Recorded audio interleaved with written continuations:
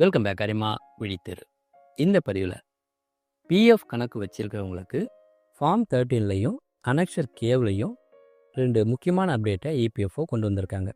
அது என்னென்னா, 1, பழைய வேலை செஞ்ச இடத்துல இருந்து புதுசாக வேலைக்கு மாறுறப்ப பழைய பிஎஃப் அக்கௌண்ட்டில் இருக்கிற பிஎஃப் மற்றும் பென்ஷன் அமௌண்ட்டை ட்ரான்ஸ்ஃபர் பண்ணுறதுக்கு நாம் ஃபார்ம் 13 யூஸ் பண்ணுவோம்.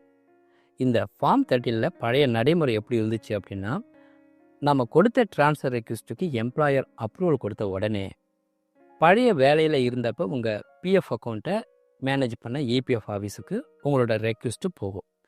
அந்த பிஎஃப் ஆஃபீஸில் அப்ரூவல் கொடுத்த உடனே அடுத்து அந்த ரெக்வெஸ்ட்டு புதுசாக எந்த வேலையில் நீங்கள் சேர்ந்துருக்கீங்களோ அந்த பிஎஃப் அக்கௌண்ட்டை மேனேஜ் பண்ணுற பிஎஃப் ஆஃபீஸுக்கு போகும். அந்த பிஎஃப் ஆஃபீஸில் உங்கள் ரெக்வெஸ்ட்டை 3 ஸ்டேஜில் செக் பண்ணுவாங்க.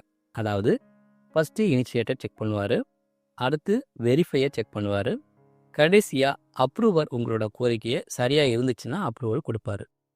ஆனால் இப்போ கொடுத்துருக்கிற இந்த ஆர்டர் படி புதுசாக வேலையில் சேர்ந்த அந்த பிஎஃப் அக்கௌண்ட்டை மேனேஜ் பண்ணுற இபிஎஃப் ஆஃபீஸில் யாருமே செக் பண்ண வேண்டிய அவசியம் இல்லை. அப்படின்னும் பழைய பிஎஃப் ஆஃபீஸில் உங்களுக்கு அப்ரூவல் கொடுத்த உடனே உங்கள் பிஎஃப் பணமோ பென்ஷன் பணமோ சர்வீஸ் ஹிஸ்ட்ரி இது எல்லாமே ஆட்டோமேட்டிக்காக புது அக்கௌண்ட்டில் சேர்ந்துடும் அப்படின்னு இந்த ஆர்டரில் கொடுத்துருக்காங்க.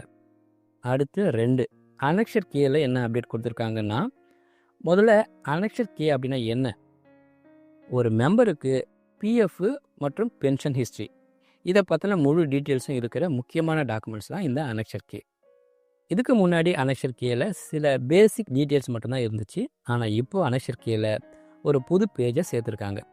அதில் பிஎஃப் பணம் எவ்வளோ இருக்குது, டேக்ஸபிள் வேல்யூ எவ்வளவு, நான் டேக்ஸபிள் வேல்யூ எவ்வளோ இருக்குது அப்படின்னு கிளியராக கொடுத்துருக்காங்க. இது எதுக்குன்னா, இது இன்கம் டேக்ஸ் கால்குலேஷனில் மெம்பர்ஸ்க்கு எந்த ஒரு பிரச்சனையும் வராமல் இருக்க அஃபிஷியல் ப்ரூஃப் மாதிரி யூஸ் ஆகும்.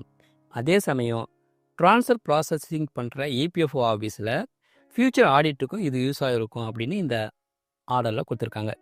இந்த பதிவு உங்களுக்கு பிடிச்சிருந்தால் லைக் பண்ணுங்கள், சேனலை சப்ஸ்கிரைப் பண்ணுங்கள். மீண்டும் பயனுள்ள அடுத்த பதிவில் சந்திப்போம். நன்றி, வணக்கம்.